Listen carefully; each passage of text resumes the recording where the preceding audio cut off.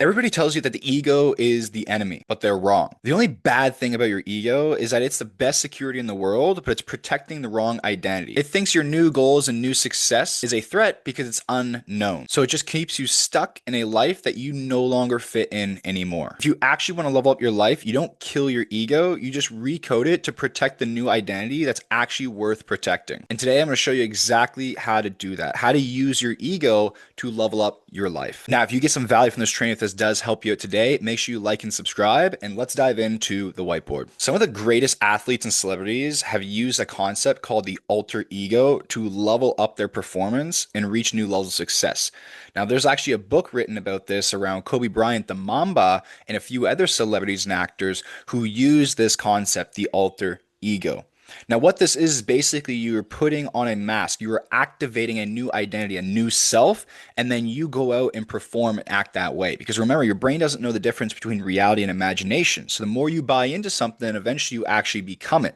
The problem why so many people are struggling to reach new levels of success is because they're at a complete identity cap and their ego is protecting that cap at all costs. And I'm going to show you here, first of all, how the ego sneaks up and sabotages your success, how to actually catch it, how to stop reacting to it, and truly make a change in your life. So, diving in, first of all, what is the ego? I don't know about you guys, but when I was growing up, I always believed that the ego is a bad thing. Like, don't let your ego get in the way. Oh, that person has too much of a big ego, and all these things, all these ideas around the ego.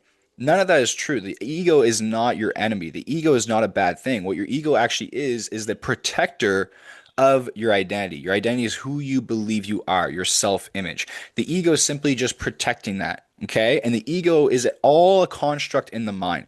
When you're in pure present moment, what I mean by pure present moment is like no thought, no motion. You're purely just in the moment experiencing it. The ego isn't activated there. But as soon as you have a story in the mind, as soon as you have a thought and you identify yourself with that thought, you make it personalized, that's where the ego comes alive. So every time that we react to something or we identify with something, that is the ego playing its role, always trying to protect the identity. Now, the ego, it keeps you safe, it keeps everything predictable, and it also keeps yourself stable. I remember a few times in my life I've had a couple identity deaths, you could say ego deaths, and there was one time in particular when I went through a lot of changes where many of my old belief systems completely fell apart. Remember, beliefs create identity and ego protects identity. So as you can imagine, I deleted all this old programming and I completely lost my sense of self. And I had to take some time to really form this new sense of self as I went on. And this is what we call the void of change. And in that moment, I felt completely up in the air. I did not feel grounded whatsoever. So the ego is like the glue to your book. It keeps you grounded. It keeps things in order. Okay, it's not a bad thing. But we want to make sure though that if we have this ego, which we all have an ego, it's protecting the right identity because your identity is going to determine the level of success that you can handle and actually accomplish in your life. So that is the ego. So quick little drawing here. I love these drawings. Is let's say this is your sense of self, your self-image, your ego, or sorry, your identity. Your ego is a construct of typically your past experiences, beliefs, the labels that were assigned to you at a young age. Like, hey, you're special, you're good at this, you're not good at this, you're poor, you're not smart enough, you're ugly, you got an ugly nose. All these things kind of tie into your self image, which then your ego is like, sure, I will protect this at all costs. Ego doesn't care if you succeed or win. We often think that, right? That the ego is trying to make sure that we're the best and win. No, ego is trying to protect the self image. So if you have a self image of someone who's not good enough, who's not confident, who's not capable, guess what? Ego protects that as well. It's simply just protecting that. It's doing that so it can defend the self image because once the self image dies, the ego gets destroyed as well. And the brain, the animal side of us, hates that because then we can't predict reality. We don't know where we fit into the world. So we go, we get a little shaken up. That's for sure. So that's a quick breakdown of the ego and how it kind of functions and where it kind of fits in.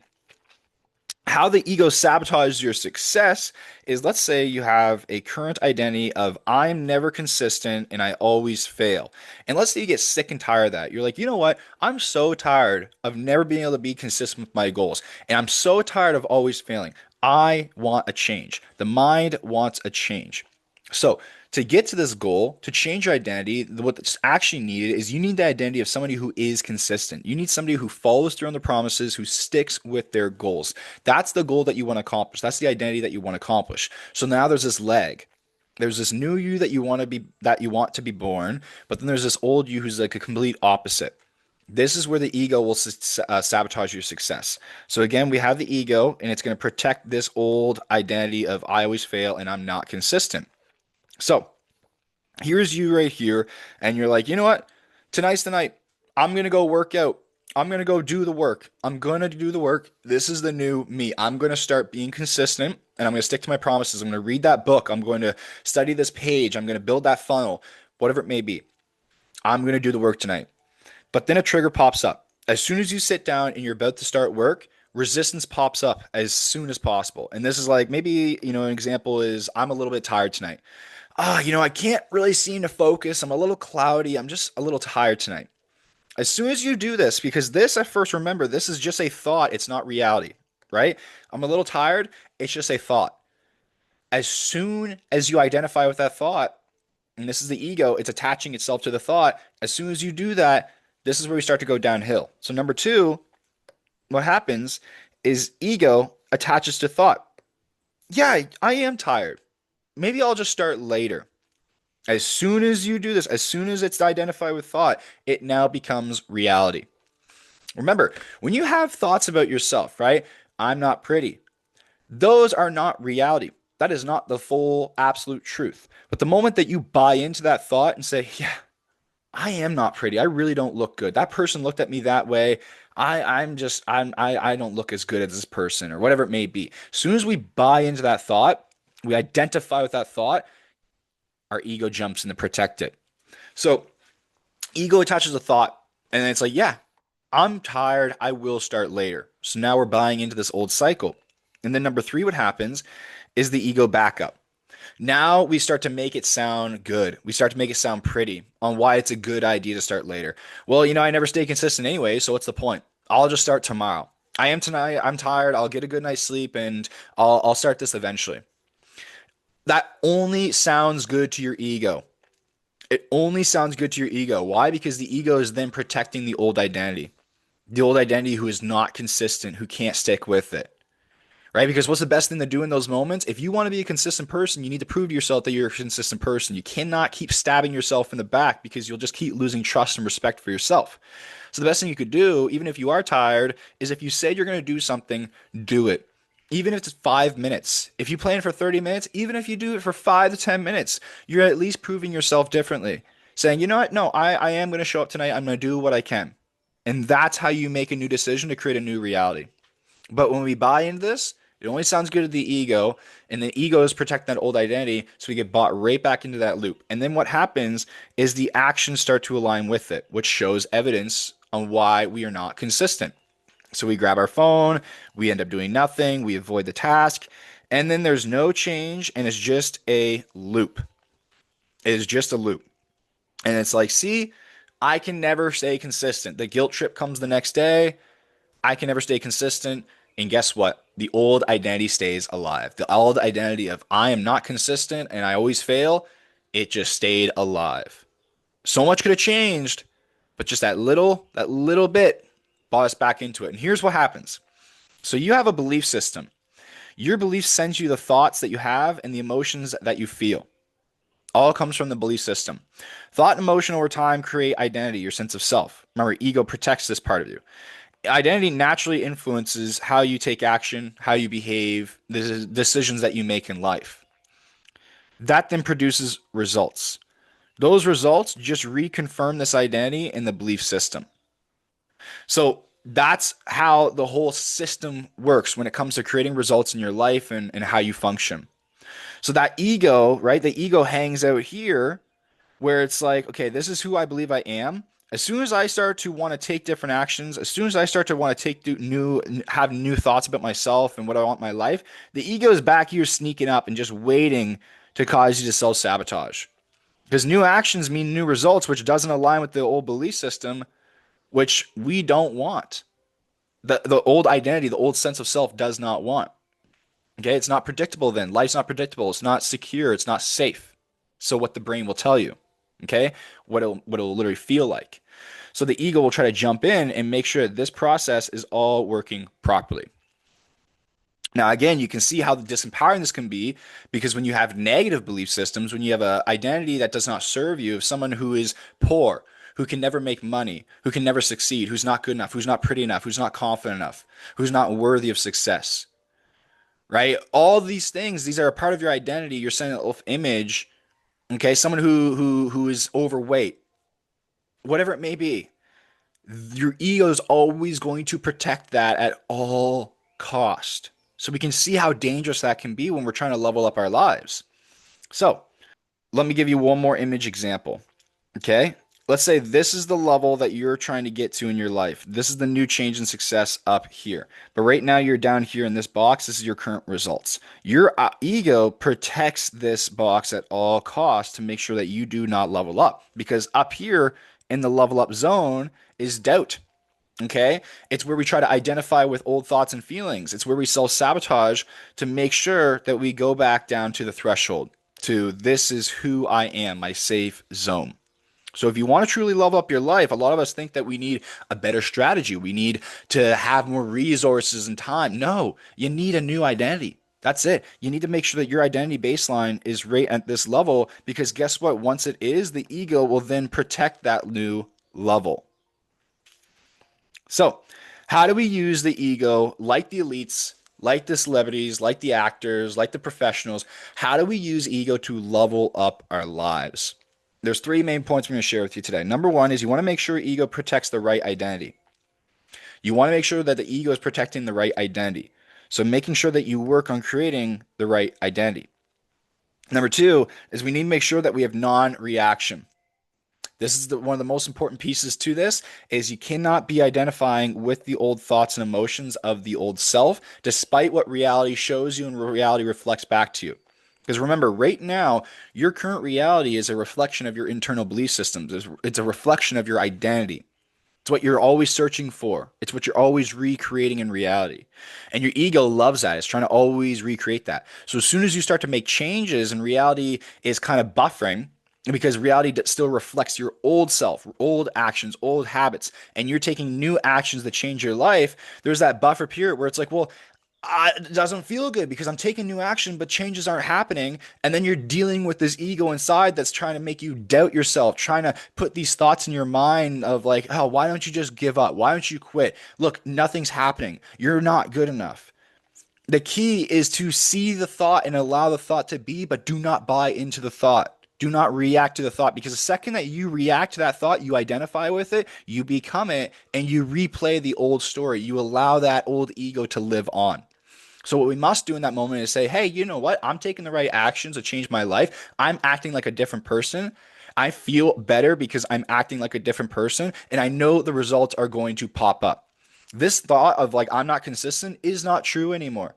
I'm not identifying with that. Look at me. I've been showing up for 3 days straight. I've been showing up for 3 weeks, 3 months straight. I'm doing the work. This is what I'm doing. And I feel great doing it. And I trust that the results will show up eventually because I'm taking the right actions. And I am somebody who is adaptable, which means I will figure it out. Now you're speaking life into the new identity. Okay. You're focused on the new identity and you're not reacting back to the old self. One of the hardest things to do. This is exactly what I do with six-figure plus clients to help them level up their business success, to break the blocks, to break that unfulfillment, the burnout, the self-sabotage. This is the work that we do right here. So, non-reaction. Number three, evidence for the new self to make it stable. Okay? You want to find evidence for this new self to make sure it is stabilized. All right? So, let's jump into an example to really run this home for you. So here's an example. Let's say the new identity that you want to build is I am confident and capable. Okay. The new level of success that you want to acquire, it requires you to be somebody who is confident and capable. When you imagine yourself at that goal, having that money, having that new business level, whatever it may be, you imagine yourself being super confident and capable. But right now, you don't feel confident. You don't feel as capable. Okay, that needs to go. That needs to change if you genuinely want to accomplish that success, because that's what you define that success at. So we need to create that. So here's the example. So you step in this new identity of I am confident and capable. All right. And this is how you're being. This is the thought. This is the focus. This is how you're the new state that you're in. Then you're taking action. And as you take action, an event happens. And the event is maybe, you got denied or you got put down by somebody. All right. And it tested your confidence. Maybe you had rude comments sent at you or a challenge at work that made you feel that just challenged you.